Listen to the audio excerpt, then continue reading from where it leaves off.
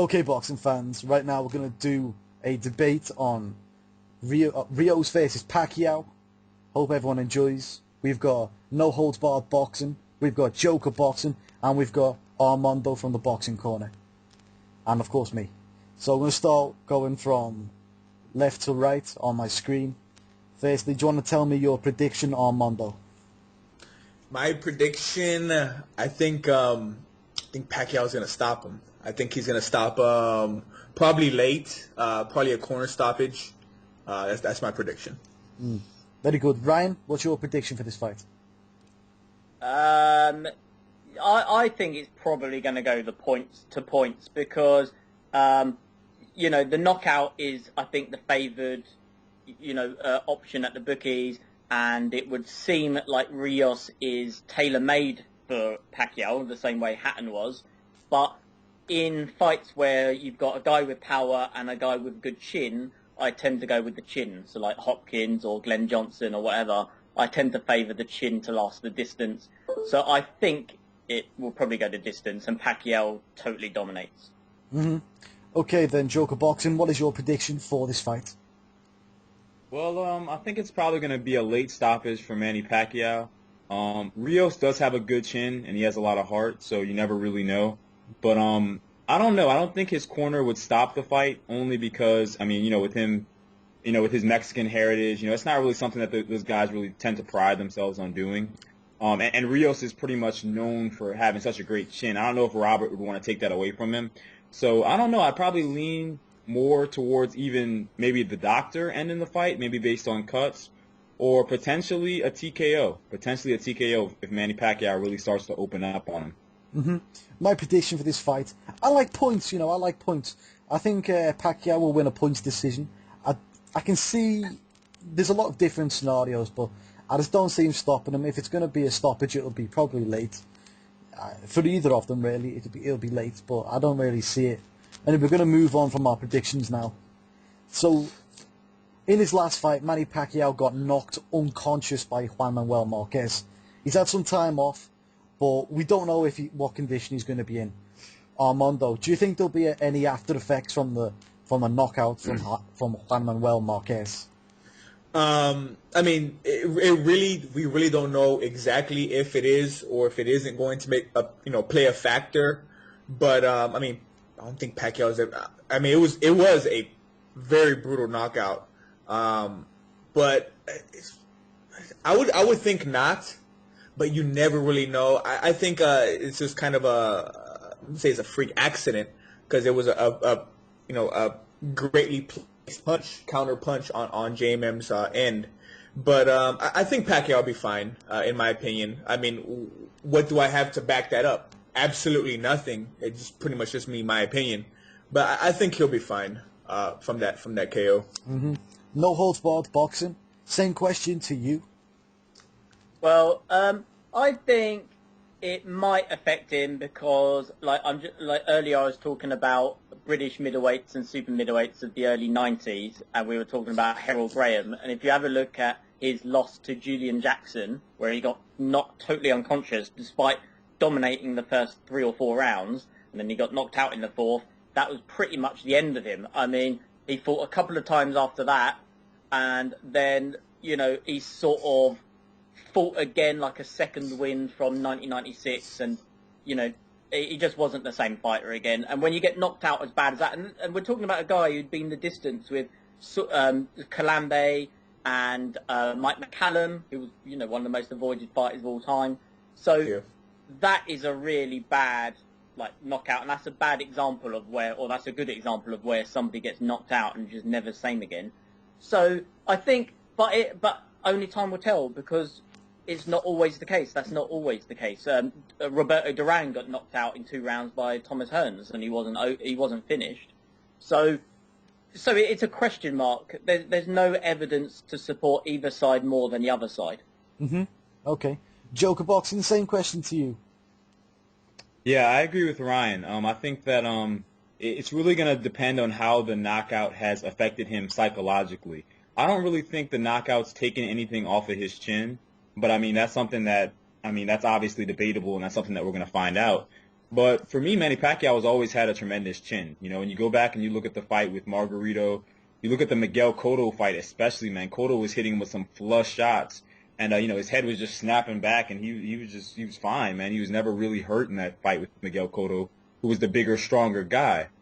So in this kind of fight, I'm not sure if Brandon Rios is going to be able to do what Marquez was able to do and hit him with a punch that he's not going to see coming. That doesn't really strike me as you know, Brandon Rios' style.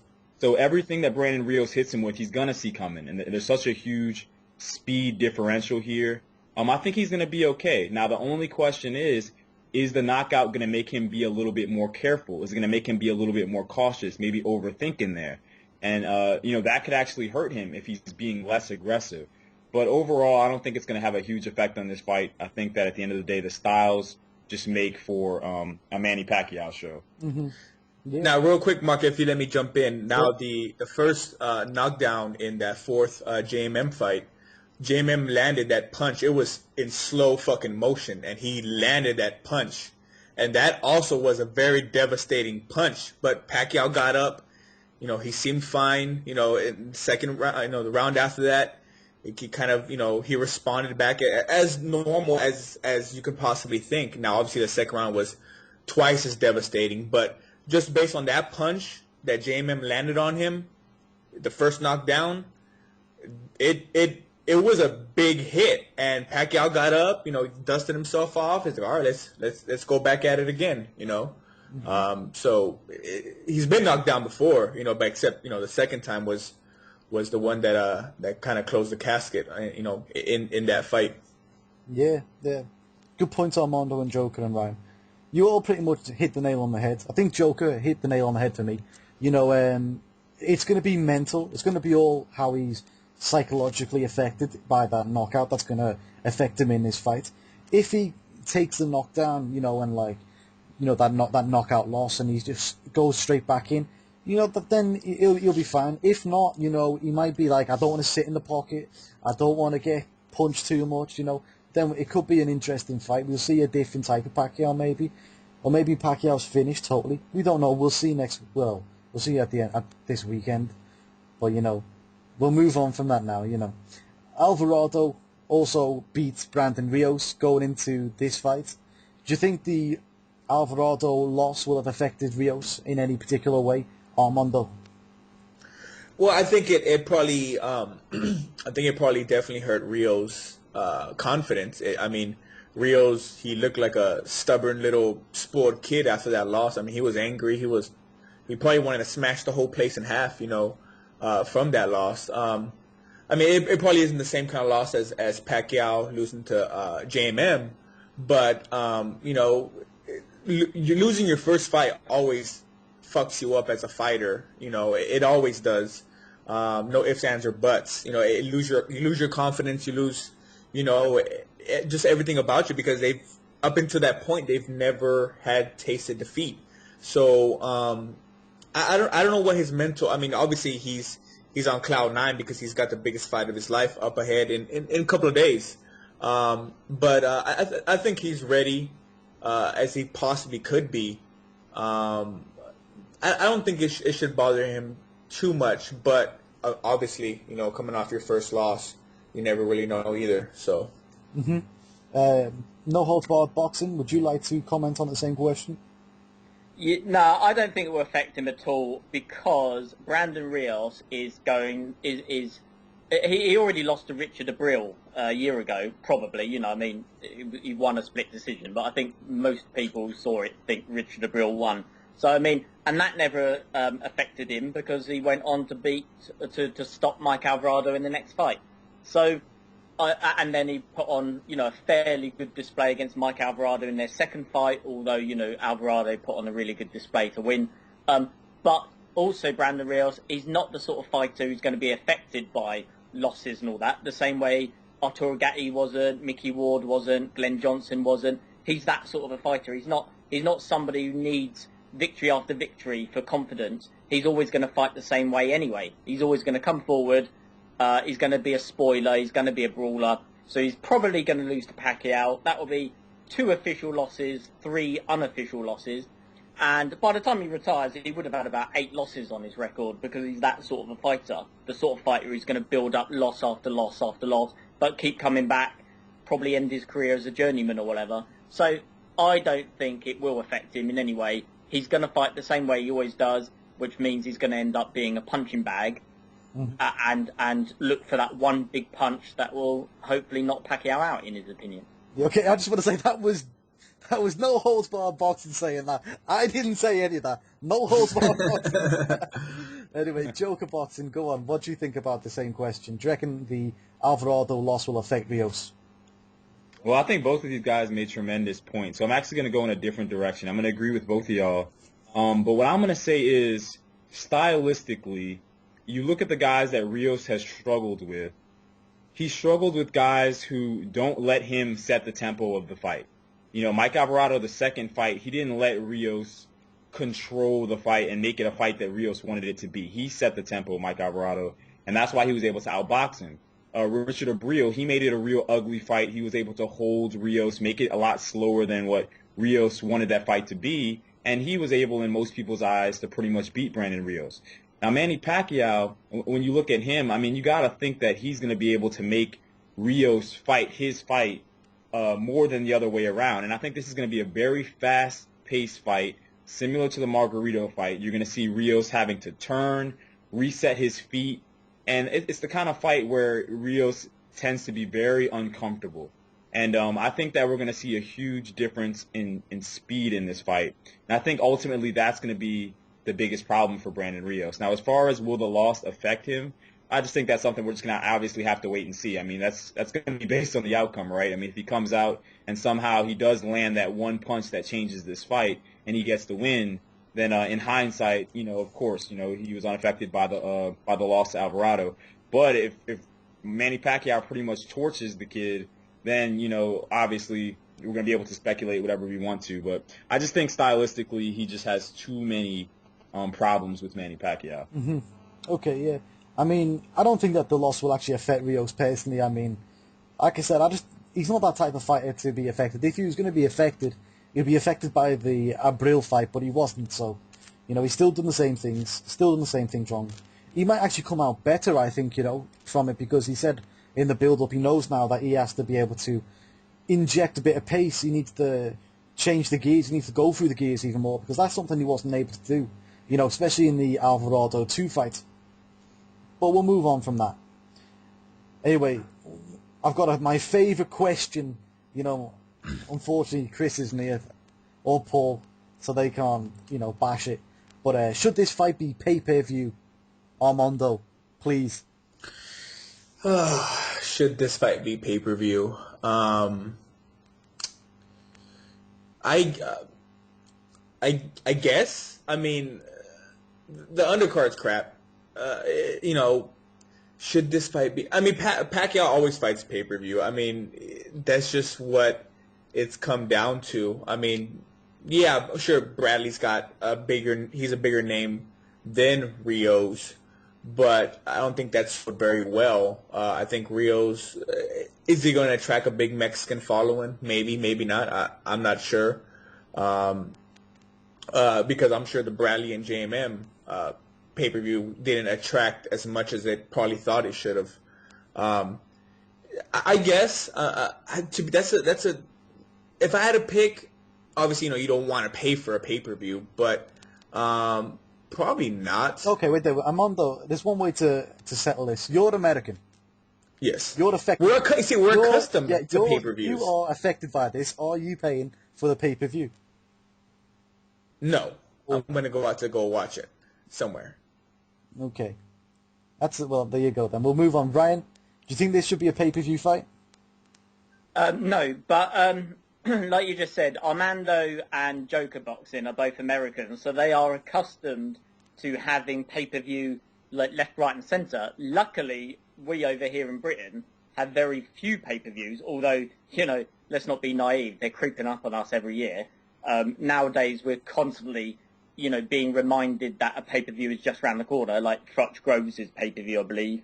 So we're going to soon become maybe not quite as bad, but, you know, whatever. But Americans are accustomed to this sort of thing. When I've spoken to Americans online, they say, pay-per-view this, $60, which is like, what, about 50 quid to us? That's like madness. We would pay about £10 for a pay-per-view, maybe £15 at the most, so about 3 or 4 times less, well, as much as 5 times less. And I've talked about this with American fans, and they say, well, we get the pay-per-view live, I suppose, whereas you get it. No, we both get it live, but they get it in the evening. We get it at 4 o'clock in the morning. So obviously, you can't really charge somebody 50 quid for something at 3 o'clock in the morning. But my argument has always been, they used to show boxing on terrestrial TV. They used to show it on the free channel, so to speak.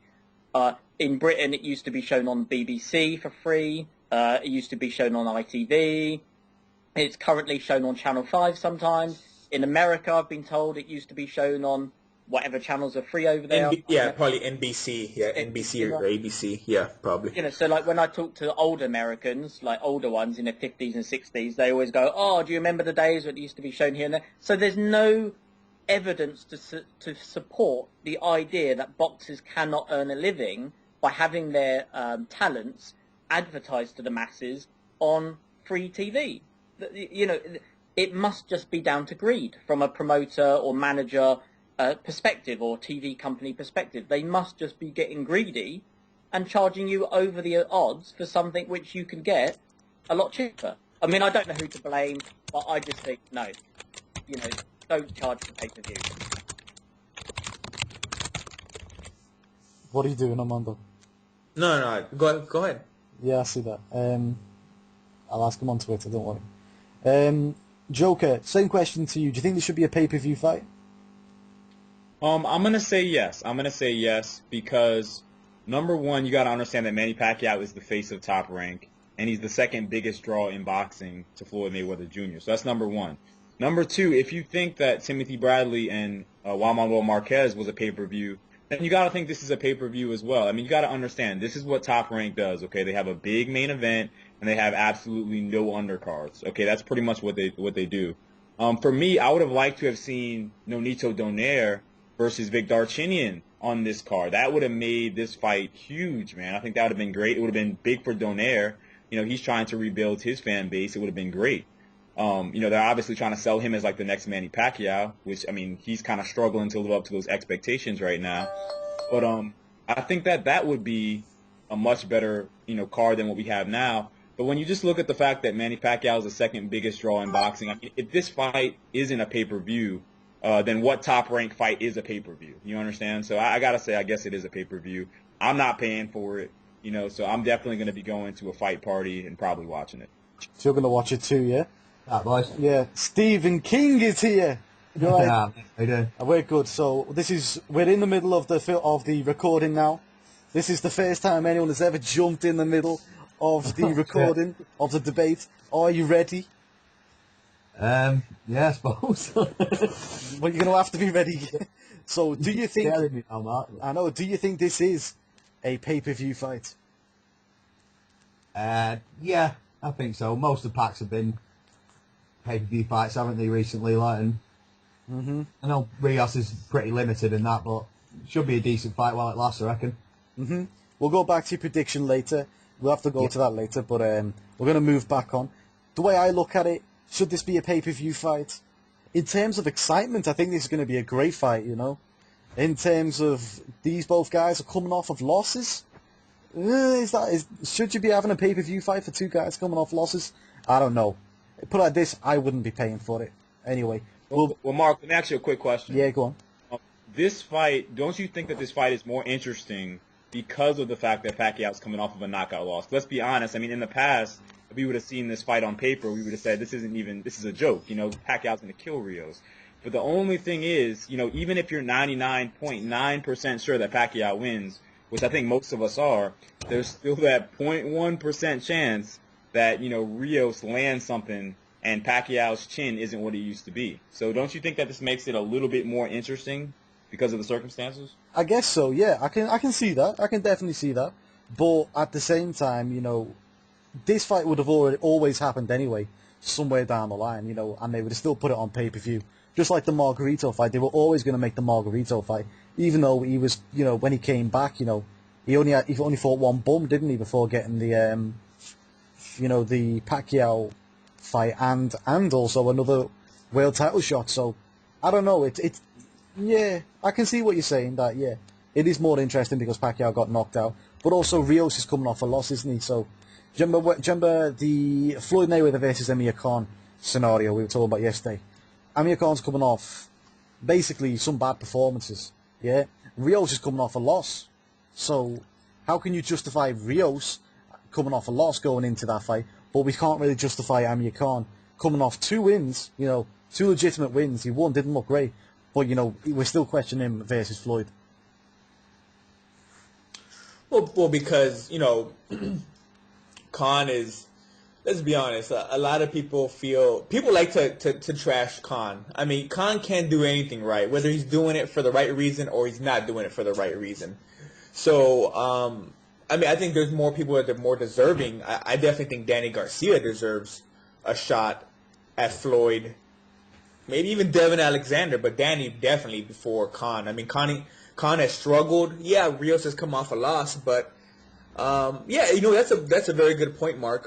But I think it just boils down to just haters hating on Khan. I mean, he can't do anything right at all. Mm-hmm. They don't give him any credit. So yeah, very good point, Mark. But I want Joker to answer it.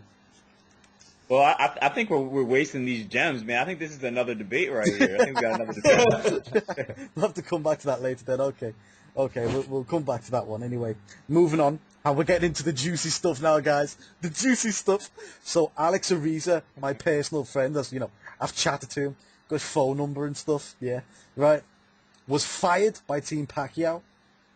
Do you think that will affect Pacquiao in any particular way, pro or negative? It's up to you. You decide. Go, Armando. I mean, how can?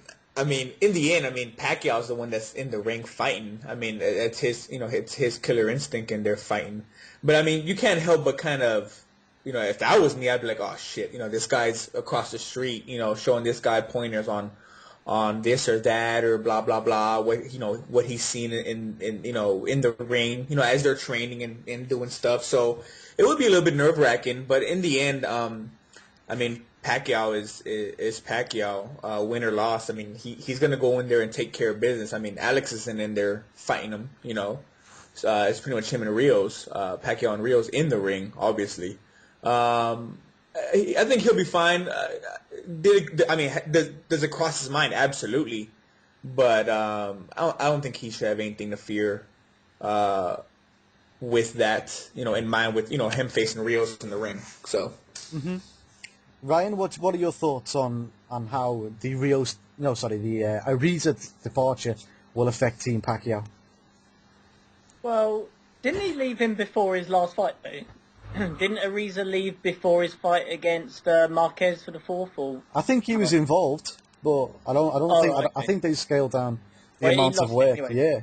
Yeah, Pacquiao lost anyway, so that could be an argument for that. But I don't think it's going to affect him too much. I mean, he's only a fitness coach, like a what's it called strength and conditioning coach. Strength and conditioning coach. I mean, yeah, maybe if he's as good as people say, then maybe it'll affect him a little bit. But I mean, it's all about his training with Freddie Roach. I can't quite imagine that they've just got rid of his strength and conditioning coach and hasn't replaced him with at least somebody who can do a similar job. So I don't think it's going to affect him much. Mm-hmm. Okay. What are your thoughts, Joker Boxing? Go on. Okay, for me, I think this all depends on what role Alex Ariza is playing in the Brandon Rios camp. Okay, now, Robert Garcia has been trying to downplay Alex Ariza being there. He's saying, oh, he's not really telling us anything. Well, I think if Alex Ariza is there, okay, here's a guy who knows Manny Pacquiao's conditioning in and out. Okay, so he knows, okay, Manny Pacquiao gets tired around this round. He knows little subtle details like that. So if he's in there and he's telling them everything, he's telling, Robert Garcia and those guys everything that they need to know about Manny Pacquiao, then we could say, okay, maybe that could help a little bit. But if he really is in there and he's just, pretty much just training Brandon Rios, trying to optimize Brandon Rios' strength, then maybe we got to ask ourselves the question: does the best version of Manny Pacquiao beat the best version of Brandon Rios? And in that case, I mean, his presence with Brandon Rios isn't going to make a huge difference. So the ends is going to kind of justify the means here. You know, the more competitive Rios is in this fight, the more it's going to validate Alex Ariza. But we're going to see, man. For me, I just think stylistically there's just too many problems here for Rios. But the only thing is, man, if you credit Alex Ariza with a lot of Manny Pacquiao's success, if you think Alex Ariza had a lot to do with how successful Pacquiao was, then you got to think the absence of him in the Pacquiao camp might end up really hurting Manny Pacquiao in this fight. But the ends will justify the means, so we'll see. Mm-hmm. Very good, yeah. Stephen King, come on, what do you reckon? Yeah, I'm kind of split on this. Like, I think Joker's made a good point there, definitely. Like, he does know little subtleties about him, definitely. But also, I think it can't really make that much of a difference because I just think Pacquiao's way too good for him. Like, and the style just every time Pacquiao fights someone that comes at him, he usually wins easy, you know. Mhm. Yeah. You know, with me, I think it's going to make a difference. I think it'll be a big difference too, because Alex Ariza is the top #1, strength and conditioning coach in the business of boxing. He is #1. There's no denying it, right? Every single fighter he works with just gets better for some reason. Now, I don't know what he does, and I'm not going to say what he does, and I'm not going to, trash him or blow smoke up his ass. But all I'm saying is they seem to get better. Now, if he's making Rios stronger, all I'm going to say is this as well, yeah. Amir Khan as well, when he was training with Alex Ariza, he seemed like he had a decent chin. Now, he does not seem like he's got a decent chin. He's not working with him. In fact, the next fight that he was not working with him, he got knocked out. If you look at, I don't know if he was working with Pacquiao in the Juan Manuel Marquez 4 fight, but I do know that they scaled the amount of work he did with Alex Ariza down a lot. And what happened? He got knocked out. So you got to think about it, don't you? You got to say, he does have an effect on the fighters. He has a good effect on the fighters. So, Rios could come in a lot stronger. Maybe Pacquiao will come in slightly weaker. I mean, he always said he had issues with his legs, cramping up and stuff. Maybe that will increase now. Who knows? Who knows? We will see. We will see. But, moving on from that, Alex Ariza is now working with Rios.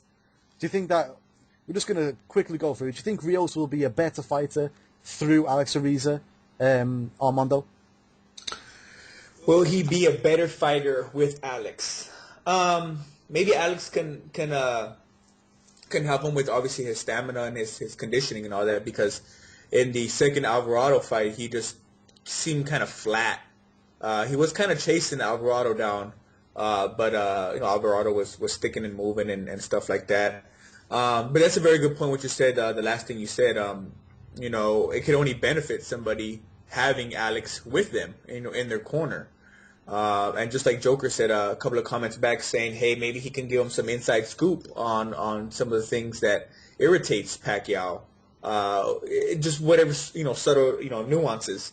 It could definitely help. I don't know if he's ever had a strength and conditioning coach in the past, but obviously, Alex is a big name. But I think in the end, I think Pacquiao is going to do what he's going to do. With or without Alex. Is because Alex in there, is he going to tell him how to fight better? Is he going to show him how to do certain things better? Alex's only real thing that he does that I'm aware of is strength and conditioning. I'm not sure he's in there working the mitts with him, or showing him different tactics, because that's Robert. Mm-hmm. That's Robert's duties. Yeah. So it should help him, obviously. It should help him. But I think against Pacquiao, I don't think it'll be enough, in my opinion. Mm-hmm. Yeah, Ryan, do you have any more thoughts on how Ariza would benefit Team Rios? No, I don't think it'll benefit him much at all, because the first question was about whether it will affect Pacquiao, possibly. I don't know, but with Rios, his last 6 or 7 fights have mostly been past 10 rounds. So he's used to going the distance, and that was without Ariza. So he's used to going the distance. He's still firing on all cylinders, even into the final rounds. He might not look in the best of shape. He's not, he doesn't look like Timothy Bradley or Manny Pacquiao when they're in tip-top condition, but he must be in great shape because he wouldn't be going, 10, 11, 12 rounds or whatever against these, brawling type of fighters. So he's already got plenty of stamina under his belt. He knows how to go the distance, and Ariza is not a trainer. He's not going to be teaching him anything new. So if he's only there to get him in the best shape of his life, well, he's already in pretty good shape anyway. So I can't see it doing anything for Rios at all, really. I mean, he's not going to show Rios how to counter any punches or how to move his head more, and that's what's going to be Rios' downfall, is getting punched too much. True. Joker Boxing, do you have any final thoughts on how Ariza would benefit Team Rios? Yeah, I think Armando and Ryan both made great points. I think that we're just going to have to see. See, the thing is, if Brandon Rios was getting ready to fight Mike Alvarado for a third time, then I would say, like you said, Mark, okay, he's working with Alex Ariza. This is the best strength and conditioning coach in the business, and these guys have each won a fight. So now he's got Alex Ariza. Okay, man, this could really tip the scales in Brandon Rios' favor. But the problem is Brandon Rios has taken a huge step up in class. So like I said before, now you ask yourself the question, does the best version of Brandon Rios beat the best version of Manny Pacquiao? Like No Holds Barred said, at the end of the day, is Ariza going to change something stylistically about Brandon Rios? Is he going to start boxing on the back foot? Is he going to become, Floyd Mayweather or Juan Manuel Marquez in there? No, he's still going to be Brandon Rios. He's still going to come forward. He's just going to be a little bit stronger, maybe a little bit faster, maybe better conditioning. But you know what? He's definitely going to need it in this fight. He's going to need great conditioning because as this fight wears on, if he's going to be taking the amount of damage that I think he's going to be taking, he's going to want to be in the best conditioning of his life. But I just don't think at the end of the day that trumps the styles. The styles still are what they are, and I don't think that favors Brandon Rios. Okay, Steve, any final thoughts on how Ariza will benefit Team Rios? It can't hurt, can it, but I just, like everyone said, really, just the styles, he's just going to take too many punches, isn't he? And it might help him because it might give him more stamina and that, but he's not going to change his style, is he, like everyone said, so. True. Yeah, I mean, I think I agree with pretty much a lot. The only thing is I see it being I can see a lot of benefits to having Ariza there for Team Rios. I mean, like Joker Boxing said in the first, and I've been thinking about this all day today, if I was Alex Ariza and I want to get one over on Freddie Roach, I'm going to sing like a canary. I'm going to tell them absolutely everything they do wrong, everything they've done, absolutely everything that may be a benefit to Brandon Rios and how he trains. If I give him, it's like this, isn't it? If you're planning a bank heist, and this is what this is a bank heist, because they're going to get a lot of money if they win this fight, and they're going to have a lot of options, right? If you're planning a bank heist, you're going to want to use the guy who's got inside information on the bank. The security systems, all stuff like that. You're not just going to go in, chance it with a shotgun, are you? No. So they're now using, an inside informant on the Pacquiao camp, and I see that as being, an amazing adjustment that they've made, bringing him over into the team. I think it'll work out well for them. But we'll move on from that.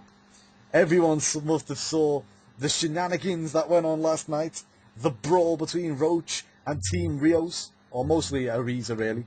So what are all of our thoughts on this? But I'm so lucky we've got Armando, you're part Mexican, right? Well, yeah, I'm a Mexican American. I mean, I'm full on, Hispanic, but living here in the States. Yeah, so it's going to be interesting to hear your thoughts on the stuff Freddie Roach said, really. So go, the floor is yours. Well, I mean, obviously, you know what happened. It pretty much turned out to be, Roach, trying to state his dominance. They had 9-11 or whatever the case was. Pretty much it boiled down to Roach wanted to claim his dominance, wanted his way. Robert Garcia says, "Hey, you need to chill out. We're almost done. Give us, a little bit more time." So Roach pretty much called him, "Hey, fuck you, blah blah blah." Some other dude came around and he called him. I don't know if he called Robert a fucking Mexican or somebody else, but I mean, does that from me, my opinion, does that qualify him being a fucking racist? To me, I don't think it is. I mean, if I were to meet Freddie Roach tomorrow, I'd probably shake his hand and get a picture with him. I don't think it's as bad as saying the N word to a black person. I don't take any offense. I think it was just Roach being, trying to hurt somebody using, the word a fucking Mexican. He pretty much he's a fucking Mexican dude. I mean, he isn't like, calling him I mean, Mexican to me isn't a derogatory word.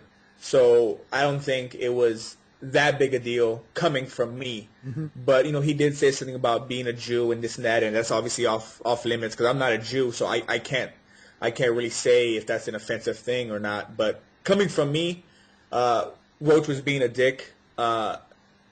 He instigated it. Obviously, Alex pretty much put gasoline on that fire, and it just erupted into just a big-ass volcano. Mm-hmm.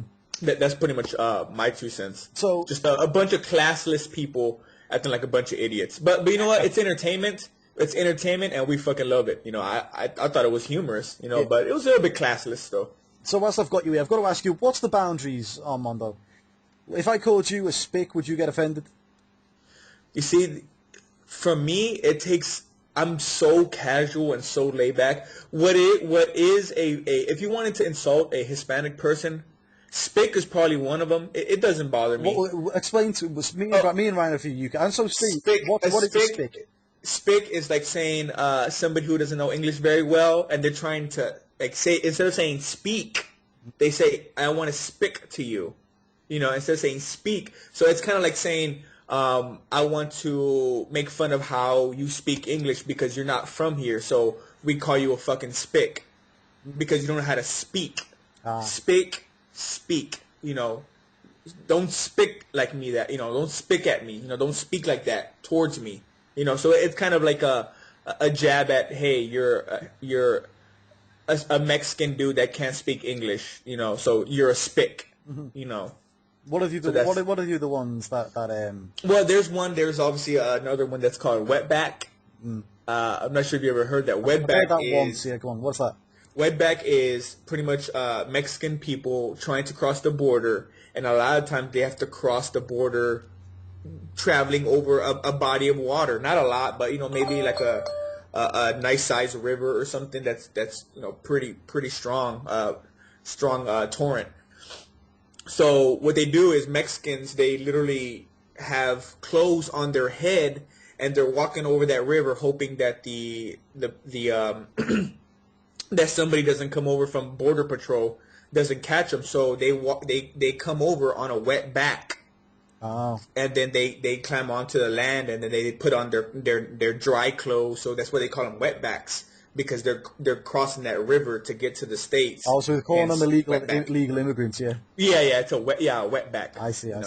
That's one of them. Hey, see, we've all been educated today. Yeah, but overall, is Roach a racist like a lot of people are calling him? Who knows? But I didn't take it racist from me. Like I said, if I were to see Roach tomorrow, I'd be like, hey, bro, can I get a picture with you? Can I shake your hand? Can I get your autograph? To me, it's not offensive. Mm-hmm. Now, the Jew thing is probably a little bit more offensive towards them, but coming from me, I don't think it was. If somebody called you, you're a fucking British bastard or something, would you be offended, or would you be like, I mean, how would you take it? I'd probably laugh and say, shut up, you cunt. I don't know, yeah. Okay, yeah, you just wave it off, and like, yeah, whatever, you shut the hell up, but some people found that offensive for whatever reason. So yeah, that's what I'm not too bothered about stuff like that, yeah. Ryan, what are your thoughts? We've got the expert's opinion. Well, to me, I don't think any of these people are racist. I think most people who shout out about racism tend to be people who are on the outside. So, for example, if, say, like Freddie Roach, he trains a Filipino, he probably trains some black fighters, he probably trains, I don't know, maybe a Jewish fighter or something. So he trains all of these different guys, and of course, if he was racist, he wouldn't do that, because members of the KKK, for example, if they had a gym, they would only have white fighters, because they don't like black fighters and Jewish fighters and whatever. So So a racist gym would be a gym ran by like members of the KKK. So I don't think any of these people are racist, but I do find it I don't think it's insulting when people start throwing around, spick or whatever. What I find is it's just immature, because none of these people are racist, including Rios or Margarito, who, famously mocked Freddie Roach's disability. I bet away from the cameras, they don't do that towards other disabled people. I bet you Margarito and Rios don't go down the street taking the piss out of the disabled. So if they don't do that, why would they do it to Freddie Roach? So I think it's an immaturity thing. It's like, if you want to insult a bloke, you call him a fag, which, doesn't necessarily mean you're homophobic, but it's why are you using that word? So the racism thing, I don't think any of them are racist, whatever. I think they're just all immature, which just goes to show their immaturity. I mean, look at Robert Garcia. When Garcia, Margarito, and Rios, Margarito, and Garcia, when they were taking a piss out of Freddie Roach a couple of years ago, what fight was that? Oh, ahead of the Pacquiao Margarito fight, they were taking the mick out of Roach's disability. They were making light of Margarito's cheating with his concrete gloves. That just shows a sign of immaturity. Garcia's meant to be one of the best trainers in the business. He's meant to be all about getting guys off the street, disciplining them, turning them in, like a soldier might do, a sergeant might do to a soldier in the army. And instead he's letting them run wild, mouth off, act like scumbags. So to me, it's just an immaturity thing. Like, they could have sorted that out by just saying, right, how long are you guys going to be? About 10 minutes. Right, we'll be back in 10 minutes. See you then. Yeah, that's true. Yeah, Ryan, yeah, let me wade in here, okay? Let me wade in. Right? As you're British, you know more about this than obviously Joker and Armando, but what will be the difference, between me saying to someone, shut up, you fucking Jewish bastard, and me saying to someone, shut up, you Fenian twat? Yeah. Right. There is no. There is no difference. So do you think both of them are bad, or neither? Well, I wouldn't do it because I'm not immature. But there's a difference. Like I said at the beginning there, when I said most people who complain about racism or whatever are people who are outside the circle of friends. So, for example, my friends, I used to live in South London, which is predominantly black and Arabic or whatever. So when my mates text me, like my black mate from St. Lucia in the Caribbean, or my mate whose family is from Jamaica, when they text me things like, all right, Negro, we just laugh about it because we're in the circle of friends. But if I was to text that to somebody else who is black and who I don't know, it probably would come across as racist.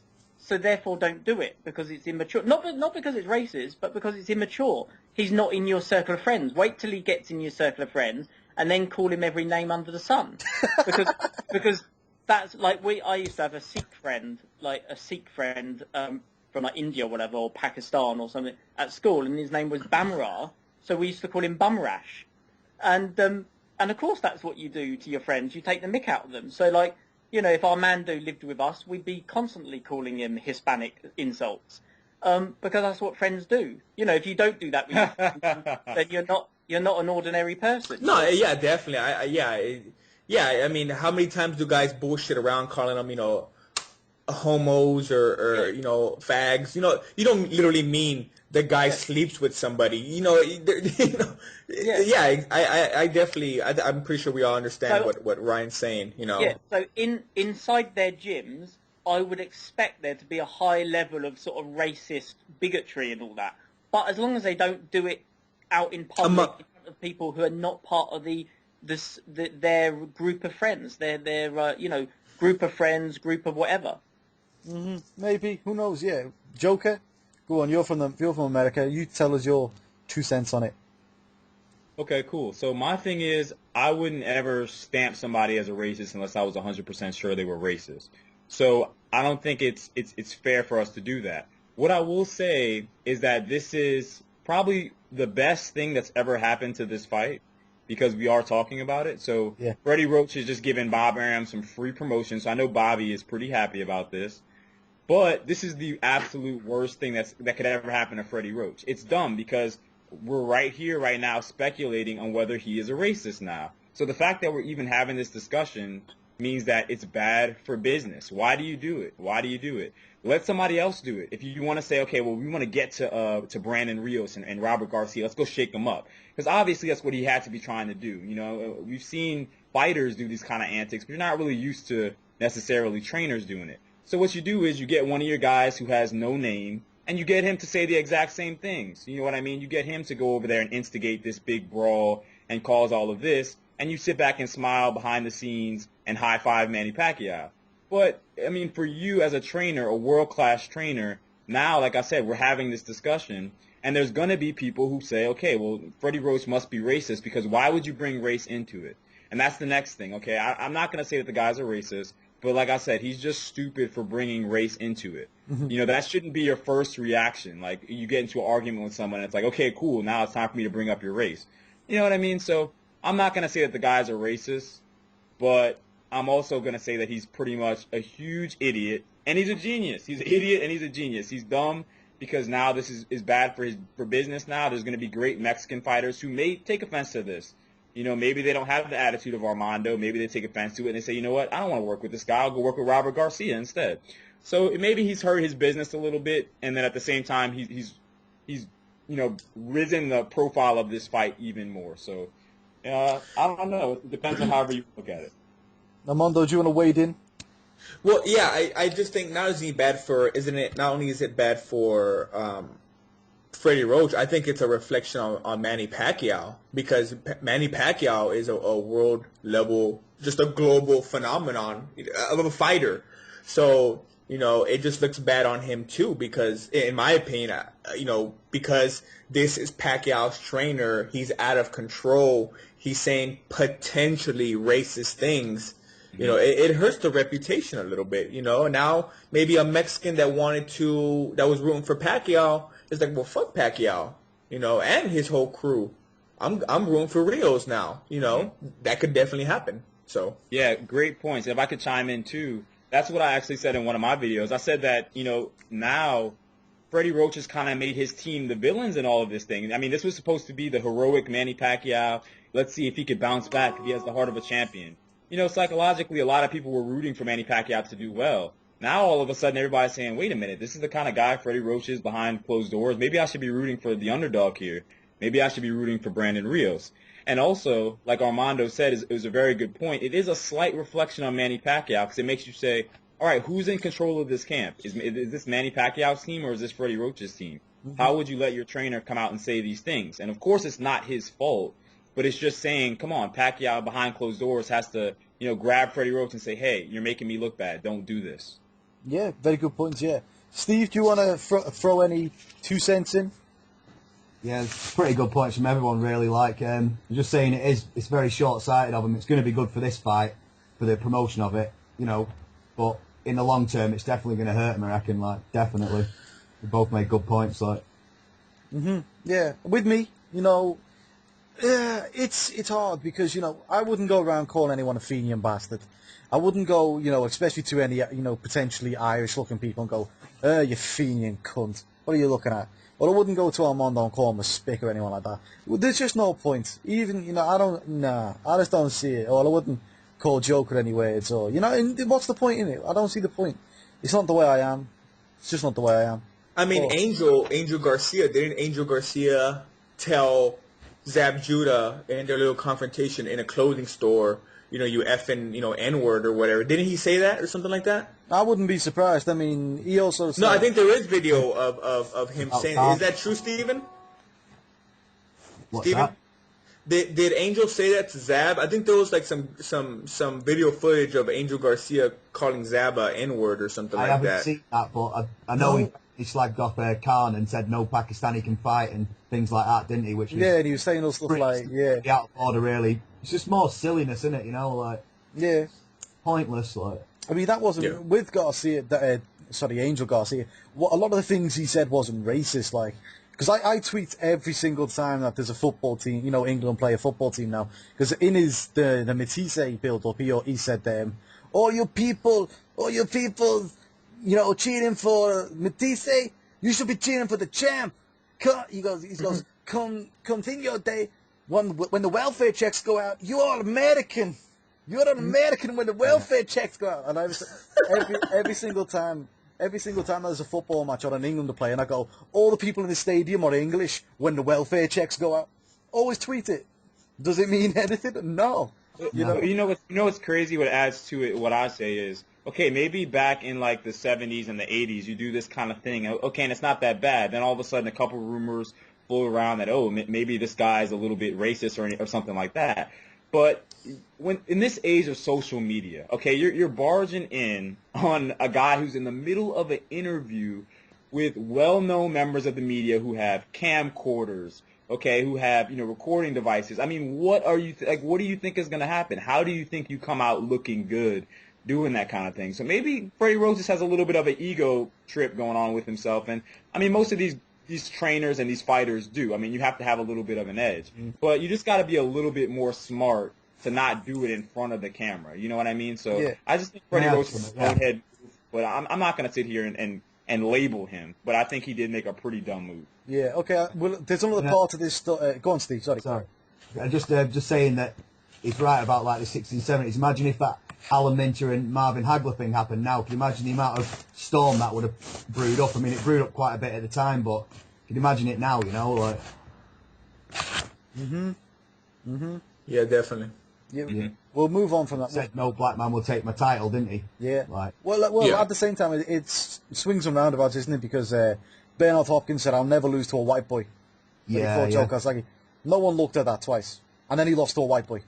But Yeah. Well, think about it. Think about it real quick, so we can move on real quick. I mean, Ali is black. Joe Frazier's black. Yeah. And Ali called Frazier Uncle Tom, and the media ran with it, dude. They ran with it till the very end, So the media can definitely. Killer, and it was terrible, like. Yeah. So, but go ahead. Okay, yeah.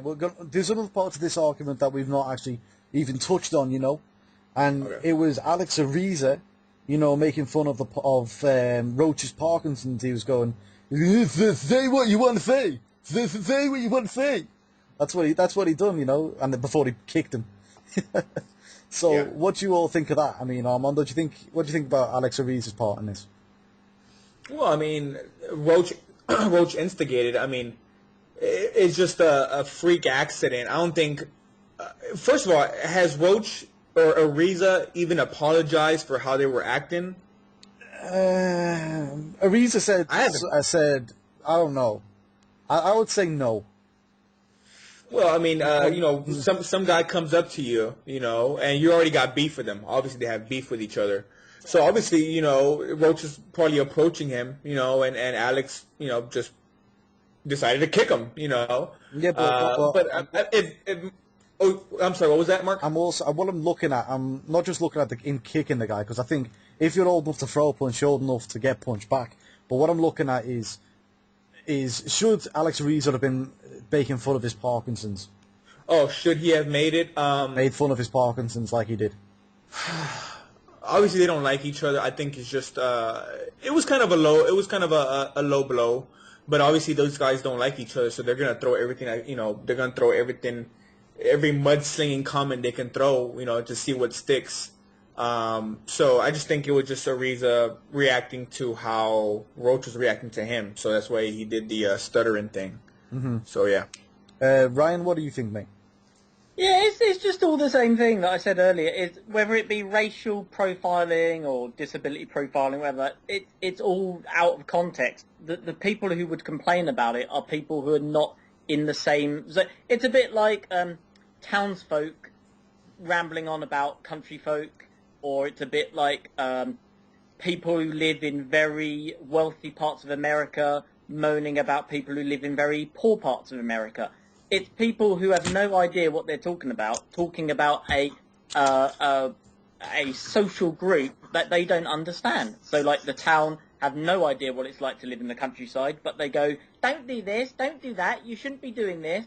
And people who are very wealthy in parts of society will talk down to the working classes, yet they don't have a clue what it's like to be a working class. So, like, we get that in Britain. We get the middle classes and the upper classes talking about the working classes and how racist they are, how horrible they are, how violent they are, but nobody knows what it feels like to be a working class person because nobody's asked them their opinion, because all the media groups are owned by the middle classes and above. So when we're talking about this sort of issue, it's racism, it's racist tomfoolery, it's disability prejudice tomfoolery. It's not necessarily racism, it's not necessarily prejudice against people in wheelchairs, whatever.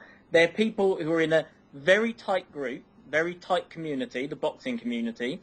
They're people who have very little, very little intrusion from the outside world. Like, the middle classes don't live in gyms, the middle classes don't associate with these people. I mean, how many people do you think in Britain openly welcome boxers into their lives? Hey, poor boxer from the working classes, come and stay in my house for the week, you know. And in America, I bet it's the same. When you get all these poor black fighters in Philadelphia, how many people in the better communes in, say, New York or New Jersey, how many do you think are welcoming all of these poor Philadelphians from the projects, as they're known in America? We would call them like council estates. How many are being invited into their homes? None. So it's people who are as people who are profiling these working class poor people, poor, depending on how much wealth they've got, but definitely working class, these working class people who they have no knowledge about. So when they're going, hey, Negro this and Spick the other and wheelchair, botherer, etc., it has to be taken into context. These are not people who you would associate with just randomly on the street. They've been institutionalized. Boxers are like institutionalized, like prisoners or people in the military. They've been institutionalized. So what is okay in prison or the army is not necessarily okay on the streets. The same way in boxing gyms, where they've been institutionalized and they're under the thumb of their trainers. They're being subjected to a new educational system, like the boxing education. So it's not the same. So when these people say prejudice things against each other, I just think it's water off a duck's back. As opposed to if one of them was to go up to somebody in a wheelchair in the street and go, "Oi, spastic," I would go, "Hang on, mate, you shouldn't really do that. Do it to Freddie Roach, yeah, because you don't particularly like him. He's a fellow trainer, whatever. But don't do it to somebody in the street who doesn't know your way of life." Do you see what I mean? Yeah. We'll all talk that after that, Ryan. Thanks, pal. Joker, do you have anything? What do you have to say about the Alex Ruiz's input? Most especially, I'm talking about him mocking the stutter he's got on, like, the Parkinson's. Yeah, I think No Holds Barred made a tremendous point. I think that you gotta let the people who are affected by this speak on if it's racist or not. Okay, if it doesn't affect you, you can't really speak on it and come to a real determination on that unless it truly offends you in some personal fashion. But here's what I'm gonna say though. I mean, the thing with Freddie Roach is, all right, I was talking to somebody on the phone about this actually. You have to ask yourself the question.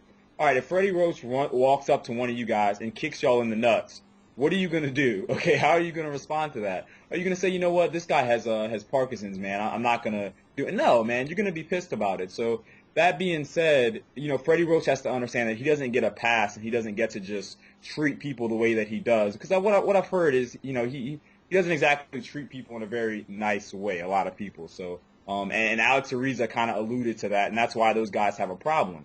So, I mean, there's two sides to every story. I think that Alex Ariza was wrong to put his hands on Freddie Roach because Freddie Roach isn't going to hurt you. He's not a threat. I mean, you're a big guy. You're a trainer. There's really no reason to flex on Freddie Roach and do something like that to him. So I think he was wrong for that, and I think he probably realizes that now. But, like I said, I'm going to let the people who are affected by this speak on whether it was racist or whether it was wrong. I say it was stupid. That's what I say. I just speak on that part. I just say it was dumb. It's bad for business, like I said. But it's good for the business of this fight. So that's my thoughts on it. Yeah, Steve, what are you saying?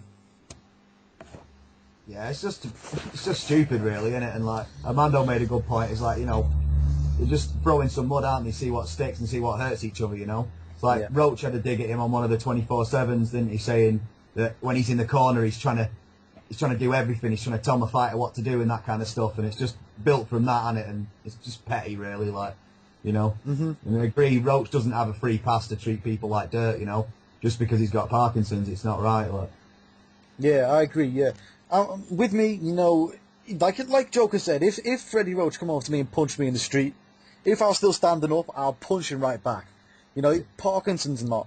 If a girl come over to me and you know, like she had the glass bottle in her hand and she was gonna try and scratch my pretty face, let me tell you something now. I would drop that bitch like she was hot, like she was a hot pan or something. She would be on the floor, laid out. I don't give a shit. You know what I mean? If anything goes if they're trying to attack you. The thing is, you know, I don't think he should have like been making fun of his stutter. You know, I wouldn't have personally done it, but let's be real. Who has not made a joke about a disabled person before? Come on, everyone has. Everybody has. Everybody has. It's in movies. It's skits on TV. I mean, it's everywhere. Yeah, I mean, you know? I can guarantee every single one of you will have walked down the street at one point, right, with a mate or something, seen a disabled person, and cracked a joke about it, and they can't hear it. Everyone's done it. I've done it. I'm pretty sure you've all done it. I'm a prick, yes, I know, but you know, I'm upfront about it. So you know, I even laughed when Ryan went, "Hey, spastic!" But you know, yeah, I wouldn't do that. I wouldn't go over to the person's face and go, "Hey, you spastic!" I wouldn't go up to a black person's like house and you know burn a cross in the garden, and I wouldn't. Did you think Roach was going to actually attack Alex? Yeah, definitely. Yeah. Or was he gonna go up to him and put his finger in his face and say, "Hey, fuck you, dude, go to hell"? No, he was. You know, if you're getting up in someone's face, you're being there for a reason. And you know, once you're in someone's personal space, what happens to you is your own consequence in it. Really, if you get up in someone's face and you're getting like threatening, you're taking the chance that you're about to get dropped. That's how I look at it. But you know, what about you, Mondo? Well, I think I've got a new question. New question. Okay, go ahead. Armando, if Freddie Roach came over to you and tried to attack you, what would you do? Well, not necessarily Freddie Roach, just anybody in particular. No, I'm talking Freddie Roach. You're talking Freddie Roach. I think I'd probably if Roach is literally saying, "Hey, you know, you fucking Mexican" or whatever, he's just saying something, and he's coming up to me. I would probably take a step back or two just based on this guy's, you know, he's physically disabled, obviously. I don't think I would confront him, but I say, hey, you need to calm your ass. If you confront me some more, I'm obviously going to do something. But I don't think I would have reacted like Alex so quickly. But obviously there's beef between them. But for me, if Roach is coming at me with what seems to be bad intentions, I would probably take a step back or two and say, hey, you better calm your ass down first, you know, because I'd feel like such a shitbag if I were to hit Freddie Roach because he's disabled. Now, if Freddie Roach wasn't disabled, then that's a totally different thing. Well, one thing, you know? Freddie Roach is not disabled. He's got Parkinson's disease. Well, he's got Parkinson's, but he's not he's not in a wheelchair. He's not on a wheelchair, but obviously he isn't a 100% physically functioning human being in a sense of can he throw a punch as fast as a normal person? Yeah, he works the mitts with Pacquiao and this and that, but I don't think he's gonna throw a punch like as if Alex is gonna hit me, or if you're gonna hit me, or anybody else is gonna hit me. I don't know. Well, or am I wrong? I don't know. We'll ask the other people, but what do you reckon, Steve? I'd do the same as Amando. I'd tell him, give him a warning first, you know, just say, because I would feel really tight if he hit someone that was incapacitated. Well, he's not incapacitated. Yeah, but he's not, like Amanda says, he's not 100%, is he? Like, you know? Well, okay. And he's old as well, you know. Okay. Well, let's find the cut-off point. If a guy with AIDS come over to you and was having a go at you, got up in your face, would you punch him? I'd give him a warning as well, like I do pretty much most people. I'm a really chilled out person. I very rarely fight. Okay, wrong there. Now, if Alex would come and confront me, I would probably react, you know, like I would definitely initiate a push or something a lot more aggressive, you know. But for some reason, just an older person like Roach with a with Parkinson's or any disability, it just makes you feel like a douchebag, just attacking somebody like that. Now, if the dude came at me with a crowbar, then yeah, it's a totally different story. It's Yeah, hard. if a guy comes here with a knife or a crowbar, I better make sure I hit him first or run because it's a different circumstances. But if it's Roach coming up to me like that, approaching me, stuttering and twitching a lot the way he does, I would be like, hey, I would take a step or two back and say, hey, calm your ass down, man. Hey. Yeah. But if he were to swing, now the question is, Steven and everybody, if he were to swing, what now? Duck. Yeah, you guys are missing the mark on this one, man. Let me educate my colleagues here, okay? This is what I would do right here. I would stick out my chin for Freddie Roach. I'd say, Freddie Roach, hit me with your best shot. And then as soon as he hit me, I would say, thank you, Freddie Roach. I am now a millionaire. Okay, that's exactly Got us all there, man. Now imagine he lays you out. Imagine he knocks you the fuck out. Then I'm a trillionaire. You're gonna get some shit though, innit? Yeah, and you'll never shagging a girl again. That's the way it's like. Hey man, Ryan? I got my money. Yeah. Ryan, what would you do if what Mark said? But me, I'd go F off, you twitching freak. That's what I'd do. But I'm 5'4" anyway, or 5'5", so I think he'd probably still kick my ass. So I'd just try not to get into a fight with him altogether. I think that would be best. Yeah. Yeah. No, I would literally lay him out. No. I'm a twat. Yeah, I know. No, if someone's gonna get in your face, the way I look at it, if someone's getting in your face and they're coming at you aggressively, their mindset is basically they're trying to hurt you. So you've got to get in there first and neutralize the target. Now, what Joker Boxing said is fine, and he's gonna let him hit him, let people film it, and then sue him for money afterwards. Yeah, that's brilliant. Yeah, that's a good game plan. But a lot of people are going to watch you get punched by another guy. Can you? Well, I guess some people could. I'd want to hit him back personally, but. I can live with it. I mean, it depends on who it is. Now, if you're talking like you said, we're talking about somebody who has no money, somebody on the street. You come up to me like, yeah, I'm gonna lay you out. I'm gonna lay you flat. But if your name is Freddie Roach, Manny Pacquiao, Brandon Rios, somebody like that, you do that to me, man. I mean, just be ready to give me half of your purse for the fight, okay? Just be ready. I am suing, and I'm going to be a millionaire. Yeah. You're only taking one punch, where they have to take hundreds, though. I know. Exactly. That's true. So anyway, I hope you've all enjoyed our chat. We'll just go through our predictions again. Armando, what did you predict for this fight? Well, I predicted that Pacquiao was going to stop him. Probably stop him late. Yeah, I think while Brandon Rios is going to go out, on his shield and this and that, and I just think that probably his corner is probably going to say, you know what, Brandon, I think you've had enough, because just the same thing that happened with Margarito is probably going to happen with Brandon Rios. Obviously, Margarito's a very machismo guy, and Brandon Rios is probably the same thing, but I think eventually Robert Garcia's like, you know what, Rios, it's not even worth it. Just stop the fight. I just think Pacquiao just leagues above him. Fast, he's got more speed, he's got more experience. Just overall as a package, I think Pacquiao is definitely going to win the fight. Mm-hmm. Ryan, what's your prediction, pal? Yeah, Pacquiao. Rios is made for Pacquiao, but because Rios has got a good chin, I'm going Pacquiao to win by wide unanimous decision. Yeah. Joker?